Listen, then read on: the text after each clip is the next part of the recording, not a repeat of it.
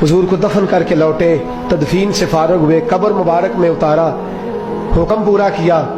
कहते हैं वापस आए तो जनाब अनस से सैयदा फातिमा कहने लगी, अनस तूने भी मेरे रसूल पे मिट्टी डाली है? अनस तेरी जरूरत हो गई थी?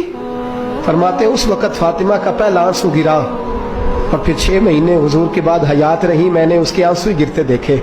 लोग सो जाते, वो हुजूर के रोज़े पे जाके बैठ जाती।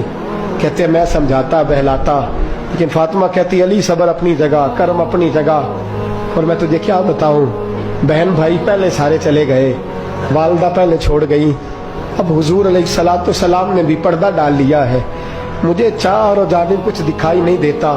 कहते 6वां महीना था हुजूर के विसाल को। एक दिन मुस्कुराती हुई फातिमा घर आई रोजे से रात को बच्चों के साथ, तो शेर खुदा कहने लगे, मैंने कहा फातिमा बड़े दिनों के बाद मुस्कुराते देखा, क्या बात है? तो कहने लगी अली आज मेरी आंख लग गई थी, मुझे हुजूर ख्वाब में मिले हैं, तो मुझे हुजूर ने कहा तू रोती क्यों है? तो मैंने कहा महबूबा मेरा दिल नहीं लगता।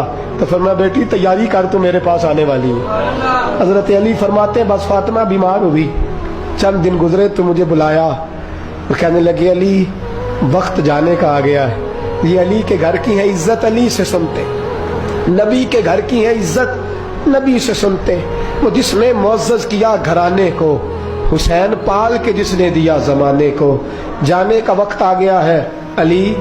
पहली बात तो यह है कि हुजूर की नवासी जनाबे उमामा से शादी कर लेना, वो हुजूर को बड़ी प्यारी है। और दूसरी बात यह है कि मेरे हसन हुसैन इनका खास ख्याल रखना। और तीसरे लफ्ज कहे तो हजरत अली तड़प के रोए, कहने लगी मैंने वक्त गुजारा है, आपकी हुकूक मेरी जिम्मेदारी थे, मैं इंसान थी भूल जाती थी, अगर मुझसे कहीं कोई कमी रह गई हो तो मुझे रज़ाए इलाही से दरगुजर करना, कहीं मैं हुजूर के सामने जाके शर्मिंदा ना हो जाऊं। शेर खुदा करम अल्लाह ताला वजहुल करीम फरमाते हैं मैंने हाथ थामा और मैंने कहा फातिमा अली का बड़ा मर्तबा था, पर जो तेरी निस्बत से कमाल था वो तेरा ही था। तू कैसी बात करती है, तूने तो हद कर दी, शहजादी हो के मेरे घर में खादिमों की तरह रही।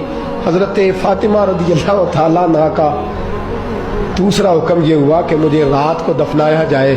और फरमाया मेरे पहले मदीने में ऐसा नहीं होता था, ये हजरत फातिमा ने सबसे पहले कहा।